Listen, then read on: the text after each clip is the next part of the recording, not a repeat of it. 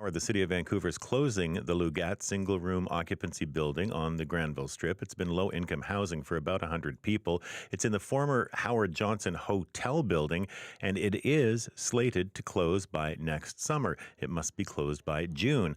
And we spoke with BC's Housing Minister Christine Boyle in the last half hour. We know that building has been a challenge, though the community builders who are now overseeing it, we hear very good things about, but the reality is that it's a building that wasn't purpose built for supportive housing, and there have been a number of challenges.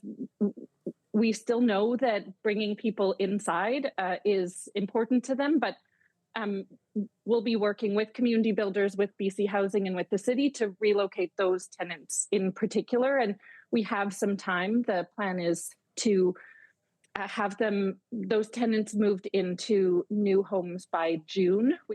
Now, the City of Vancouver says the reason for the closure is because the mix of tenants in the low-income building does not mix with what is happening on the street below, that being all of the nightlife in the Vancouver Entertainment District. And so for more on this, we have reached Laura Ballance. She is a spokesperson for the Vancouver Hospitality Association. Good morning to you, Laura. Good morning, Stephen. Thank you for having me on and all the attention you're giving to this important topic. Well, we appreciate your time. Your reaction to the upcoming closure of the Luugat SRO? We're thrilled. It's long overdue. If we think back to the purpose of the Luugat when it was purchased, it was the Howard Johnson Hotel, a really important part of Vancouver's hotel mix, of which we have dire need for in the city. But it was in 2020, it was COVID was happening. And we, the residents and the businesses of Vancouver, were told that this was going to be very temporary emergency housing for unhoused people in Vancouver. I think we can all agree now, 5 years on, that it's time that we move forward with the original plan, which was to relocate people, and as the minister mentioned, to more appropriate purpose-built housing that isn't located right in the heart of our entertainment district for the city. And tell me about what that has meant for businesses there having this sort of building. And I know that altogether we're talking about, 3 buildings and 300 SRO units. What impact has that had on businesses? It's been catastrophic, absolutely devastating. And I think, Stephen, let me just say first, we all agree. I think all Vancouverites and British Columbians and Canadians agree that great cities, provinces, and countries look after their most vulnerable. But we have to do it in a responsible way, and we have to apply common sense as to how we're doing it and where we're doing it. And these 3 SROs, the Luugat, the St. Helens, and the Granville Villa, just the Luugat and the St. Helens, just between January and May of this year, were responsible for 74 fires and the subject of 2,203 Vancouver fire rescue calls, as well as numerous 1,364 police calls in 2024.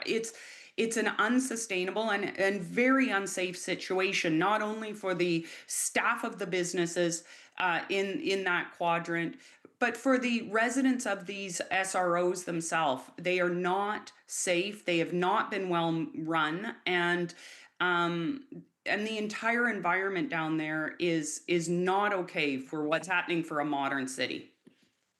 And the question has been put, what role do you think the World Cup might have when it comes to doing this now, the timing of this? They have to be vacant by June, or that building has to be vacant by June, and coincidentally, the World Cup happens to begin in June.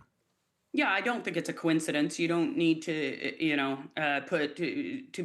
to struggle to find the link.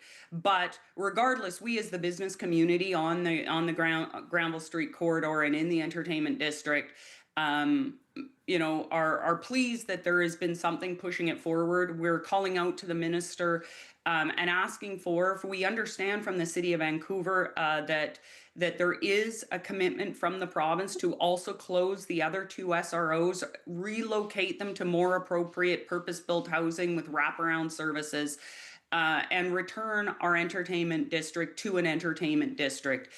I think by anybody's standards, the combination of bars, restaurants, nightclubs, and the other businesses in the hospitality sector and outside of that particular sector are not the appropriate place to house people with complex mental health and addiction needs. And that's what happened. And it was done, like I say, in the COVID period largely, and it was always meant to be temporary. So we're hopeful that the province, BC Housing, meets with businesses and answers to the people of Vancouver as to what is their plan to close these other two SROs and relocate those residents. Our understanding is they've committed to do that by the end of 2026, and we would love to get more details about that because, again, this is about finding appropriate housing for people with needs, ensuring that there is purpose-built housing, ensuring that there is services, and ensuring that our city can function properly. That these two things are not appropriate to be put side by side. Laura, we'll leave it there for now, and I'm sure we'll talk again. Thank you so much. Thank you. Take care. That's Laura Ballance, the spokesperson for the Vancouver Hospitality Association.